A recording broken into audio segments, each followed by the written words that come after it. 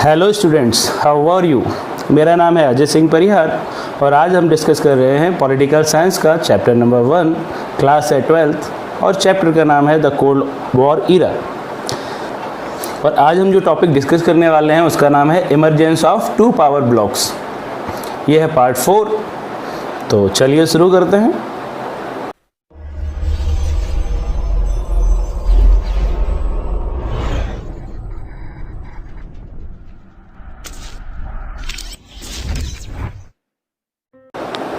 Emergence of two power blocs, ये जो दो गुटों का उदय हुआ, ये कोल्ड वॉर की देन है। जो शीत युद्ध चल रहा था, जो मैं आपसे पहले भी डिस्कस कर चुका हूँ, 1947 से लेकर के 1991 तक जो कोल्ड वॉर चलता रहा, तो हम उसी दौरान की बात कर रहे हैं, उसी के ऊपर ये चैप्टर है। तो कोल्ड वॉर की वजह से दुनिया दो हिस्सों में बट गई। जो छोटे छोटे देश थे वो इन गुटों को ज्वाइन कर रहे थे। कुछ छोटे देश अमेरिका के साथ चले गए और कुछ छोटे देश यूएसएसआर के साथ चले गए। ये जो छोटे देश थे, आखिर ये क्यों ज्वाइन कर रहे थे सुपर पावर्स को? तो उनके रीज़न बड़े ही ऑब्वियस से हैं। यानी कि इन छोटे देशों को तो बहुत सारा फ़ायदा हो रहा था, जैसे कि उनको प्रोटेक्शन मिल रहा था। यानी कि अगर कोई भी बड़ा देश इनके ऊपर अटैक करता, या इनके जो पड़ोसी थे, जो इनके दुश्मन थे, यानी कि जो भी उनके पड़ोसी देश थे, अगर वो इस देश पर अटैक करते तो उसको प्रोटेक्शन मिला हुआ था। उसका जो पावरफुल दोस्त यानी कि अमेरिका या यूएसएसआर है, वो उसके साथ लड़ाई लड़ने के लिए तैयार था। इसके अलावा उनको वेपन्स मिल रहे थे, यानी कि हथियार, मॉडर्न हथियार, जो कि यूएसए या फिर यूएसएसआर ने डेवलप किए थे। ऐसे हथियारों से उनकी मदद की जा रही थी। इसके अलावा एक और बहुत बड़ा फ़ायदा इनको हुआ करता था, इकोनॉमिक एड। यानी कि अगर ये बड़े देश के साथ ज्वाइन कर लेते हैं तो इनको पैसे दिए जाते थे इंफ्रास्ट्रक्चर डेवलपमेंट के लिए या फिर अपने देश को डेवलप करने के लिए। तो ये जो छोटे देश थे, इनका रीज़न तो बड़ा ही ऑब्वियस है कि इनको तो बहुत सारा फ़ायदा हो रहा था अगर ये किसी बड़े देश के साथ जुड़ रहे थे। तो ये कोल्ड वॉर है, इसने दुनिया को दो कैंप में डिवाइड कर दिया। तो जो सबसे पहला डिवीज़न है दुनिया में, वो हुआ यूरोप के अंदर, क्योंकि यूरोप इन दोनों ही देशों के बीच में आ रहा था, यूएसए और यूएसएसआर के बीच में। तो यूरोप में जो कुछ देश थे उन्होंने यूएसए का साथ दिया और कुछ देशों ने यूएसएसआर का साथ दिया। यूएस और यूएसएसआर दो कैंप में दुनिया उस समय बढ़ गई। अब चूंकि यूरोप के दो हिस्से हुए थे, जो यूरोप था वो एक तो ईस्ट साइड और दूसरा वेस्ट साइड, इसमें बढ़ गया। तो इसीलिए ये जो दो ग्रुप हैं, इनको ईस्टर्न अलायंस और वेस्टर्न अलायंस भी कहा जाता है। आइए इस बात को मैप पर समझते हैं। मैप पर समझना ज़्यादा आसान है। जो आप ये येलो कलर का एरिया देख रहे हैं, ये पूरा का पूरा ये वेस्टर्न अलायंस है, क्योंकि ये यूरोप का वेस्टर्न हिस्सा है। और जो आप इधर रेड कलर में जो हिस्सा देख रहे हैं, ये ईस्टर्न अलायंस है। क्योंकि अगर हम किसी मैप को देखते हैं तो मैप के हमेशा ही 4 डायरेक्शन होते हैं। इसको भी आपको समझाते हैं। जो ऊपर का हिस्सा होता है हमेशा वहाँ पर नॉर्थ साइड होती है। अगर आपकी आंखों के सामने कोई मैप आ रहा है तो ध्यान रखें, जो ऊपर का हिस्सा है वो हमेशा नॉर्थ रहेगा और जो नीचे का हिस्सा है वो उसके अपोजिट डायरेक्शन में है, तो वो बन जाएगा साउथ। और जो हिस्सा आपके राइट हैंड साइड में आ रहा है वो बन जाएगा ईस्ट। और जो हिस्सा आपके बाएं हाथ पर, लेफ्ट हैंड साइड पर आ रहा है, वो बन जाएगा वेस्ट। तो जैसा कि आप देख रहे हैं कि ये हो गया वेस्ट साइड, ये हो गया ईस्ट साइड। तो इस तरीके से यूरोप दो हिस्सों में बट गया। एक को कहा गया वेस्टर्न अलायंस और एक को कहा गया ईस्टर्न अलायंस। बाकी कुछ और भी नाम आप देख रहे होंगे यहाँ पर, नाटो। तो जो वेस्टर्न अलायंस था उसी को नाटो भी कहा जाता था, और जो ईस्टर्न अलायंस था उसको वॉर्सो पैक्ट भी कहा जाता था। So western alliance is also called as NATO and the eastern alliance is also called as Warsaw pact.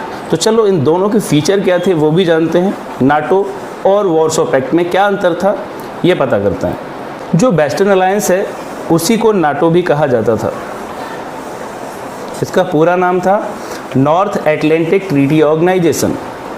और इसमें जो वेस्टर्न यूरोप है उसके ज़्यादातर देश इसमें शामिल थे। इसको लीड किया जा रहा था अमेरिका के द्वारा। इसका फाउंडेशन हुआ था अप्रैल 1949 में। ये डेट्स बहुत इंपॉर्टेंट हैं, तो प्लीज़ आप याद रखें इन्हें। इसमें शुरुआत में 12 मेंबर थे और इनका जो मोटो था, उद्देश्य था, वो ये था कि अगर इन 12 में से किसी भी एक देश पर कोई दूसरा देश अगर अटैक कर देता तो ये 12 के 12 ये समझेंगे कि अटैक हमारे ऊपर हुआ है और ये सब के सब लड़ने के लिए आ जाएंगे। यानी कि इन सभी ने ग्रुप इसीलिए बनाया था कि अगर युद्ध होता है तो ये सभी साथ में मिलकर के लड़ेंगे, यही इनका मोटो था। तो अब जानते हैं कि वॉर्सो पैक्ट के क्या फीचर्स थे। तो यह है Warsaw Pact. Warsaw Pact NATO को काउंटर करने के लिए बनाया गया था, यानी कि नाटो का विरोध करने के लिए बनाया गया था वॉर्सो पैक्ट। इसको WTO भी कहा जाता है, पर बुक में कहीं पर भी WTO नहीं लिखा हुआ है। WTO को फुल फॉर्म हुआ वॉर्सो ट्रीटी ऑर्गेनाइजेशन। अब ये वॉर्सो ट्रीटी इसलिए कहा जाता है कि पोलैंड का एक शहर है वॉर्सो, ये ट्रीटी वहीं पर हुई थी, इसलिए इसको वॉर्सो पैक्ट कहा जाता है। इसको लीड किया जा रहा था सोवियत यूनियन यानी कि USSR के द्वारा, और इसका फाउंडेशन करीब 6 साल बाद हुआ। नाटो फाउंड हुआ 1949 में और वॉर्सो पैक्ट का फॉर्मेशन हुआ 1955 में। इसमें जो मेंबर थे वो थे 8 शुरुआती मेंबर, और इनका मोटो भी बिल्कुल सेम था जैसे कि नाटो का था, यानी कि अगर इन 8 में से किसी के ऊपर भी हमला किया जाता है वेस्टर्न अलायंस के द्वारा, तो ये मान लेंगे कि हम सब पर हमला हुआ है और इस 8 के 8 लड़ने के लिए आ जाएंगे। तो इस तरीके से दुनिया 2 हिस्सों में उस समय बट गई, और ये 2 हिस्से ऐसे थे कि अगर इनमें से एक में से भी किसी से लड़ाई होती दूसरे ग्रुप से, तो सारे पूरा का पूरा ग्रुप लड़ने आ जाता और एक बड़ा युद्ध बन जाता। 3rd वर्ल्ड वॉर भी इसको कह सकते हैं अगर ऐसा युद्ध होता तो ये परिवर्तन यूरोप में हुआ। लेकिन क्या यूरोप के बाहर भी कोई संगठन बनाया गया, कोई ट्रीटी की गई है, उसको समझते हैं। सबसे पहले तो यूरोप में जो USSR है, तो यूरोप के जो देश USSR के साथ थे उन सभी देशों में USSR ने एक बड़ी सेना तैनात करके रखी। कारण ये था कि वो ये चाहता था कि उसके साथी, यूरोप के जो भी देश उसके साथी हैं, उनमें से कोई भी देश USA के साथ न चला जाए, इसलिए उसने वहाँ पर काफ़ी अच्छी पकड़ बना करके रखी। तो दूसरी ओर जो USA है, USA ने अपना विस्तार थोड़ा सा और बढ़ाया, वो एशिया में भी आ गया और एशिया में उसने कुछ ग्रुप बनाए। तो उन ग्रुप्स के बारे में जानते हैं। एक ग्रुप बनाया गया जिसको कहा गया सीटो, और इसका फुल फॉर्म है South East Asian Treaty Organisation. यानी साउथ ईस्ट एशिया के जो देश हैं उनके साथ मिलकर के इसने एक ट्रीटी की, और सेंट्रल एशिया के जो देश हैं उनके साथ मिलकर के भी इसने एक ट्रीटी की जिसको सेंट्रल ट्रीटी ऑर्गेनाइजेशन कहा गया। अब इसको काउंटर करने के लिए USSR ने भी अच्छे रिलेशन बनाने की कोशिश की एशिया के कुछ देशों के साथ, जैसे कि नॉर्थ वियतनाम, नॉर्थ कोरिया, इसके अलावा इराक। तो आप जैसा कि देख रहे हैं कि जो एरेना है कोल्ड वॉर का, कॉन्फ्लिक्ट का, ये बढ़ता चला जा रहा है। यूरोप में फैला ये, यूरोप के बाद एशिया में ये आ गया, और नॉर्थ अमेरिका इसमें इन्वॉल्व था ही, और इधर USSR इन्वॉल्व था। तो दुनिया 2 बड़े खेमों में बट गई। इसको और अच्छे प्रकार से हम इसको मैप पर समझ सकते हैं। तो ज़रा मैप पर ध्यान देते हैं। जैसे कि आप ये जो येलो हिस्सा देख रहे हैं, ये येलो हिस्सा है नाटो वाले देशों का। ये जो आप रेड हिस्सा देख रहे हैं ये है वॉर्सो पैक्ट वाले देशों का, और इसमें आप जो ग्रीन हिस्सा देख रहे हैं ये हिस्सा है नॉन अलाइनमेंट मूवमेंट वाली कंट्रीज़ का। अब ये नॉन अलाइनमेंट मूवमेंट क्या है ये हम आगे समझेंगे। फिलहाल यहाँ पर लिखा हुआ है 1st वर्ल्ड, 2nd वर्ल्ड और 3rd वर्ल्ड, यानी कि जो देश अमेरिका के साथ जुड़े हुए थे, नाटो के मेंबर थे, उन सभी देशों को 1st वर्ल्ड कहा जाता था, पहली दुनिया कहा जाता था। एक तो ये टेक्नोलॉजी में भी आगे थे। दूसरा जो 2nd वर्ल्ड कहा गया है वो उन सभी देशों को कहा गया जो कि USSR के साथ थे, और 3rd वर्ल्ड उन कंट्रीज़ को कहा गया है जो कि नॉन अलाइनमेंट मूवमेंट के मेंबर थे, और ये वो सारे के सारे देश हैं जिनमें कि ज़्यादा डेवलपमेंट नहीं हुआ था, ये किसी न किसी कारण से डेवलपमेंट में पीछे थे। इसका एक बहुत बड़ा कारण तो ये था कि ये देश बहुत समय तक यूरोप के कई देशों के द्वारा गुलाम बना करके रखे गए थे, इसलिए भी यहाँ पर ज़्यादा डेवलपमेंट नहीं हो पाया। 1st world, 2nd world, 3rd world. आई होप आप इन तीनों को समझ गए होंगे, और यदि कुछ समझ नहीं आता है तो आप निश्चिंत होकर कमेंट कीजिएगा, मैं रिप्लाई करूँगा। हम सेंटो को समझते हैं। तो सेंटो में ये जो आप बीच का हिस्सा देख रहे हैं ये सेंट्रल एशिया है। इसके कुछ देश इस ग्रुप में शामिल हुए, तुर्की, ईरान, इराक और पाकिस्तान। ये सेंटो नाम की जो ट्रीटी हुई थी उसके हिस्से थे। तो देखा जाए तो सेंटो बनाया गया था यूएसए के द्वारा, तो इनडायरेक्टली पाकिस्तान, तुर्की, इराक, ईरान ये अमेरिका का साथ दे रहे थे उस समय। फिर ये जो दूसरी ट्रीटी हुई थी उसका नाम है South East Asian Treaty Organisation, और जैसा कि इसका नाम सजेस्ट कर रहा है साउथ ईस्ट यानी कि एशिया का जो साउथ ईस्ट है वहाँ पर जो देश थे वो इस South East Asian Treaty Organisation के हिस्सा थे। तो साउथ ईस्ट ये वाला हिस्सा है।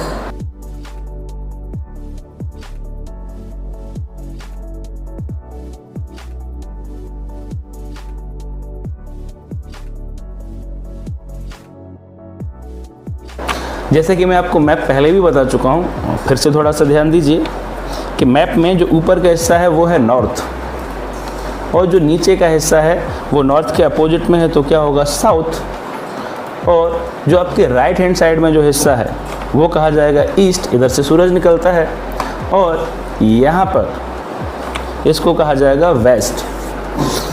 तो अगर ये नॉर्थ है, ये ईस्ट है, तो नॉर्थ ईस्ट कहाँ पर है? ये जो हिस्सा है यहाँ पर ये नॉर्थ ईस्ट है। तो अगर हम इस जगह को क्लोजली डिवाइड कर दें,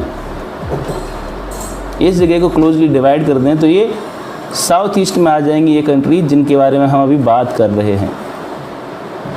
तो इन्हीं देशों से मिलकर के बना था South East Asian Treaty Organisation. I hope आप समझ गए होंगे। आगे बढ़ते हैं। एक और मैप है जिसमें वापस से बताया गया है उन तीनों ऑर्गेनाइजेशन के बारे में जो कि यूएसए के साथ थी। ये है नाटो, 1949 में बनाया गया, और जैसे कि आप देख रहे हैं यूरोप के जो देश हैं वो इसमें शामिल है। दूसरा है सेंट्रो, ये 1958 से 1979 के बीच में रहा, और इसमें सेंट्रल एशिया के देश शामिल हैं। और ये है South East Asian Treaty Organisation जो कि 1954 में बनाया गया, 1977 तक ये रहा, और इसमें साउथ ईस्ट एशिया के देश शामिल हैं। आई होप आप इन सभी चीज़ों को समझ पाए होंगे। अब एक बहुत बड़ा सवाल आता है कि ये जो छोटे छोटे देश हैं इनको तो बहुत फ़ायदा हो रहा था बड़े देशों से जुड़ने में, लेकिन ये जो बड़े देश थे इनको क्या फ़ायदा हो रहा था? ये क्यों छोटे देशों को अपना दोस्त बना रहे थे? क्योंकि इनको तो पैसे खर्च करने पड़ रहे थे, उनकी मदद करनी पड़ रही थी, इनको बदले में क्या मिल रहा था? तो जैसा आप सभी जानते हैं इस दुनिया में कोई भी किसी के लिए बिना मतलब में कुछ नहीं करता, फ्री में कोई कुछ नहीं करता। यदि फ्री में आपके लिए कोई कुछ कर रहा है तो सोचिएगा ध्यान से, कुछ ना कुछ उसका फ़ायदा ज़रूर होगा। तो पहला फ़ायदा है वाइटल रिसोर्सेज। वाइटल रिसोर्सेज यानी कि मिनरल्स, जैसे कि क्रूड ऑयल हुआ, आयरन हुआ, गोल्ड हुआ, ये जितने भी मिनरल्स हैं ये वाइटल रिसोर्स हैं, क्योंकि किसी भी देश को अगर डेवलपमेंट करना है इन सब की बहुत ज़्यादा ज़रूरत होती है।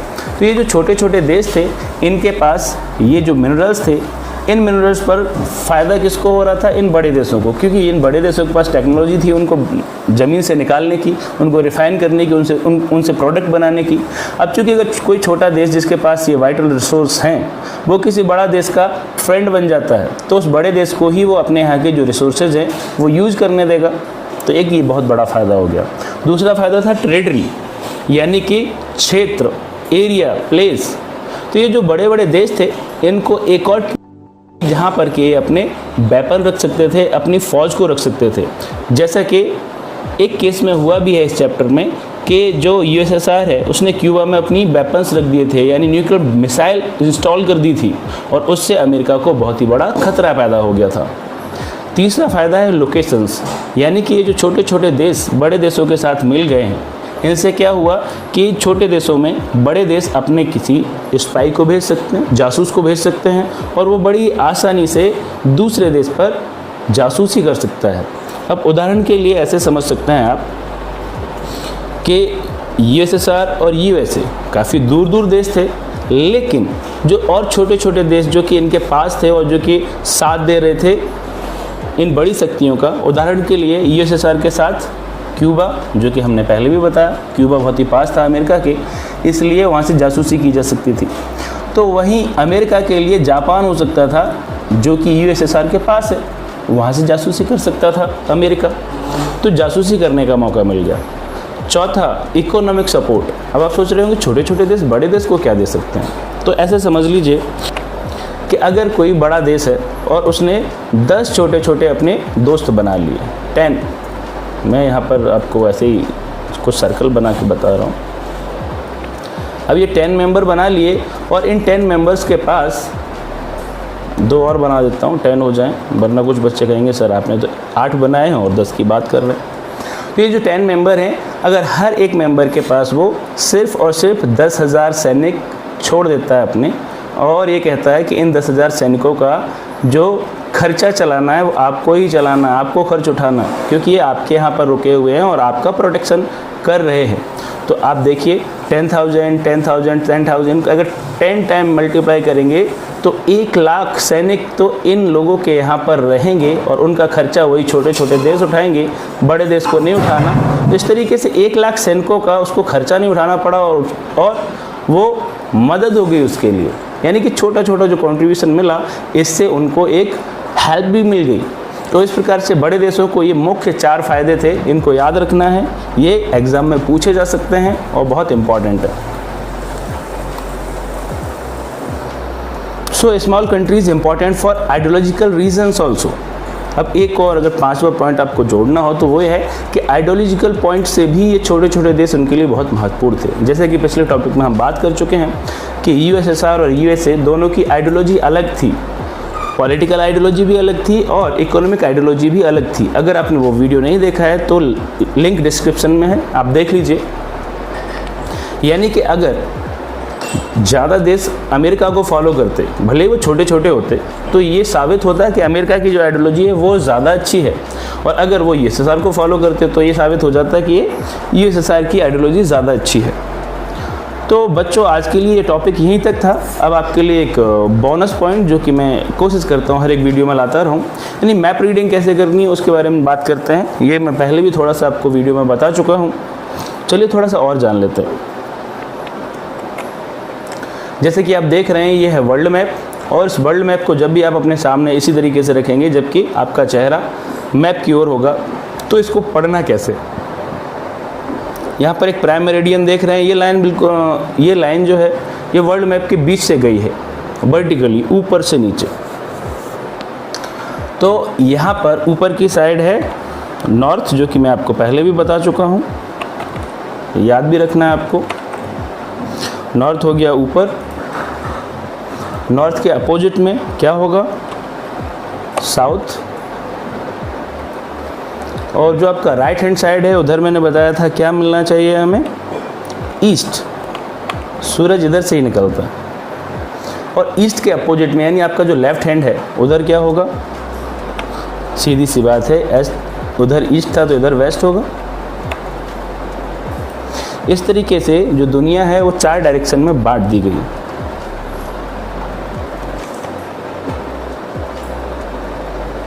ये वेस्ट, ये नॉर्थ, ये ईस्ट और ये साउथ। तो अब आप देखिए कि इधर जो कंट्रीज़ हैं वो आ जाएंगी ईस्ट कंट्रीज़ कही जाएंगी, ईस्ट में आ गई। जो वेस्ट में है वो वेस्ट कंट्रीज़ कही जाएंगी, जो नॉर्थ में है वो नॉर्थ कंट्रीज़ कही जाएंगी, और जो साउथ में है वो साउथ कंट्रीज़ कही जाएंगी। अब ये तो पूरे वर्ल्ड का मैप हो गया, लेकिन अगर किसी छोटी जगह का मैप आप लें, जैसे कि ये है अफ्रीका, ये अफ्रीका है। अगर आप अफ्रीका को ले रहे हैं तो इसके भी 4 पॉइंट बन जाएंगे, इधर नॉर्थ रहेगा, इधर साउथ रहेगा, इधर ईस्ट रहेगा और इधर वेस्ट रहेगा। और इस देश के जो कंट्रीज इधर हैं वो ईस्ट अफ्रीका हो जाएगा, और इधर वेस्ट अफ्रीका हो जाएगा, ये नॉर्थ अफ्रीका हो जाएगा, और इधर ये साउथ अफ्रीका हो जाएगा। ऐसे ही सेम इंडिया के बारे में भी है। अगर आप इंडिया को लें, सिर्फ और सिर्फ इंडिया को लेते हैं, तो यहाँ पर देखिए ये नॉर्थ हो गया, ये साउथ हो गया, ये ईस्ट हो गया और ये वेस्ट हो गया। तो इसीलिए हमारे जो स्टेट्स हैं उनको इधर नॉर्थ स्टेट्स कहा जाएगा, इधर साउथ इंडिया कहा जाता है क्योंकि साउथ के स्टेट है। तो और ये वेस्ट इंडिया हो गया और इधर ये ईस्ट इंडिया हो गया।